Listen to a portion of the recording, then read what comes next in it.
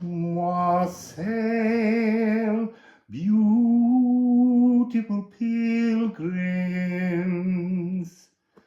So Venus conjunct Chiron. So this is really the energy of pouring love onto old wounds. And because Venus will be moving into one of her ruling houses, Taurus, on the 6th, and the day before there's a semi-sextile potential path, tangible path of transformation. There'll be a big love cleansing that needs planting in the earth. So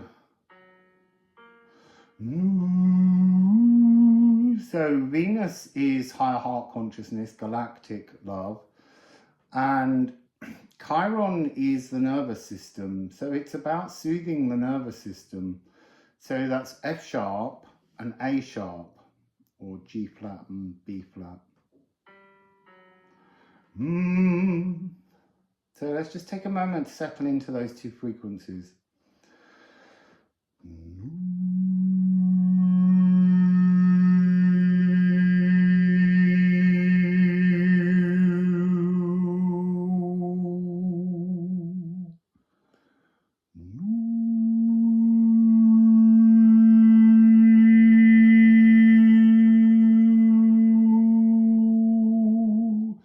There's a very strong energy in that of the heart.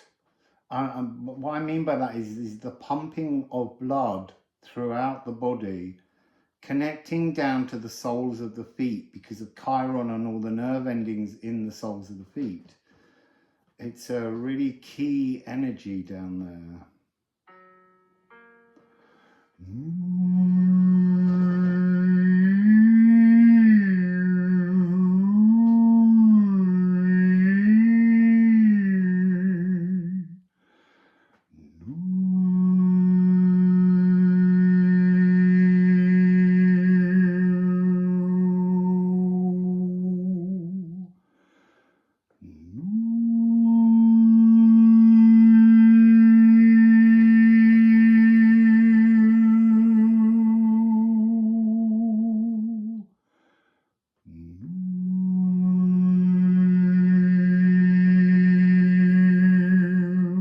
It's a really strong, you see, I wanted to say martial drumming rhythm, but it's it's not really Mars.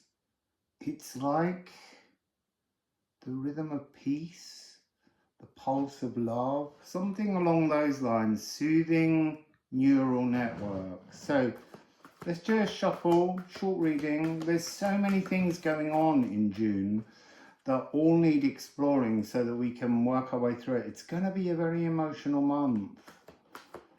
And a very expansive cleansing month too. And we've got solstice coming. We've got Mercury and Jupiter coming into a conjunction as they enter Cancer. And so there's going to be this huge expansive sense of where do you belong, where do your emotions fit in the world you see around you. We've got Soot, the Massa Confusa, the notion of what's left when you've healed, what's left are all the building blocks for a divine future is the frequency coming through. I am sorted or I am disorganized. So it's not about saying stop being disorganized, and it's not about saying be sorted. It's about saying where do you place yourself in between those two polarities, the on, the off, the binary ends of this card, the Massa Confusa, all the atoms. It has the limitless atomic void. So this really is about working in the physical world, but using your higher heart, galactic love consciousness, to soothe what's left post-healing to create something of real meaning moving forwards. So just keep shuffling.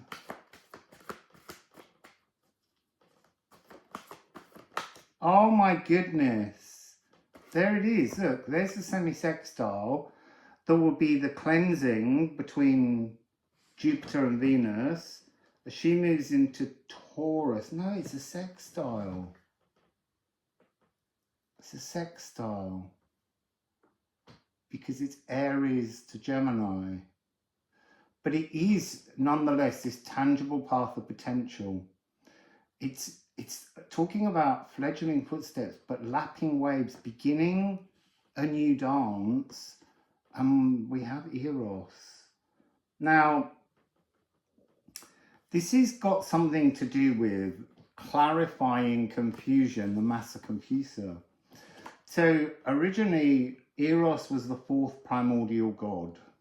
And once there was the creation of Aphrodite, Eros was known as her son. But Eros is love. Eros is the ultimate panacea, the frequency behind everything that animates. And so he was relegated to being some beautiful, youthful, handsome figure with a bow and arrow. And then by the time we got to the Roman period, that's when the love was infantilized and became, you know, a chubby cherub. And this is about refinding the truth of the frequency of love.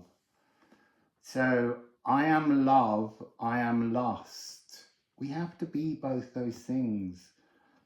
True love grows from lustfulness, or true lustfulness grows through love. But you have to work out where you sit on that scale. Ethereal harpistry, it's cosmic beauty being offered, honesty, to be truly divine but human. It's a healing frequency. And it's galactic kisses with ambrosial embraces. Love being the universal constant behind all things. That's so interesting, just that notion of the tangible path of potential as opposed to a flirtatious opportunity. So it's like knowing how to explore love fearlessly is what's on offer, but that needs us to soothe our nervous system, to deal with facing the primal wounds.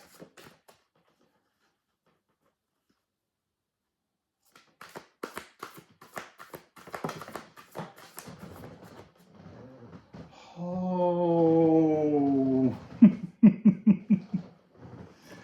So here we have Hemfereld. This is the journey home, and it's all, well, I'll read you the poem. Living light paths, theories of strings and strands, fragile frayed threads, warp and weft, all left empty through knowing love is all. Peaceful vibrations bridging worlds and all journeys leading to the same destination. All our leaves lifted by the solar wind and sailing home, charted by the stars, to birth once more with the sacred Yggdrasil tree. Welcome home. It's the journey home to love. And it's got onwardness. This is now. This happens now. It begins now. So, Temple Gate, created by us. Unpick the past threaded traumas, clogging your previous future pathways. Re-sow the tales of woe entangled around you, stopping you stepping into the unembroidered now. Look not backwards nor forwards. The present step is the right step.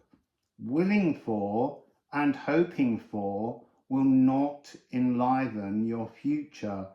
Dreams need current action. So this is a time to action, walking every footprint that goes on the ground is your nervous system connecting into the earth, and that will allow this kind of galactic opportunity to unfold for all of us. So we're just going another, see, it's 10 minutes already. I already want to be under 15 people.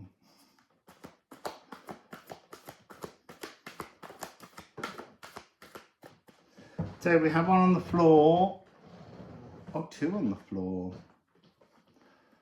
You see, now that's interesting. Neptune now being in Aries. A moon in Aries. So there's some kind of transformation. I can't remember off the top of my head when the next moon in Aries is, but this is the time to start asserting your newly visible, newly tangible, newly understandable frequency of independence. It's time to establish, to assert your independence, feeling energetically empowered, open-eyed inspiration in a now moment. So I'm being shown this visual to activate these frequencies, to move through this healing right now. You can't carry the baggage of the past. It's like the frequency of the portal that has to settle on you doesn't include the backpack of the 10 of Wands that we're all carrying. We have to take off the rucksack of woe, and we have to stand comfortably in the now in order for the cosmic opportunity of the future now to form around you, to match your frequency. The cells and your thoughts and your emotions has to take place. I just split the deck. It's a second awakening. It's time to have a redeath and birth. Oh, birth was on that card, but it's interesting because the birth on this poem is B-E-R-T-H. To port, to go into a port, to take your ship of life, your ship of intentions into a new space and be still. Allow there to be a placid glacial water so that all the emotions feel soothed. That seems to be the message. Let's just get a couple of ceramics. Sorry, I'm digging to the very bottom of the bag. 77. Hemferald. This really is an opportunity to sail back to your home port, to your perfect now timeline. And 5, Raid, the journey. To go on the journey home. Emotionally, mentally, and physically. It's so there's I'm being shown this notion that we're all currently in the energy of a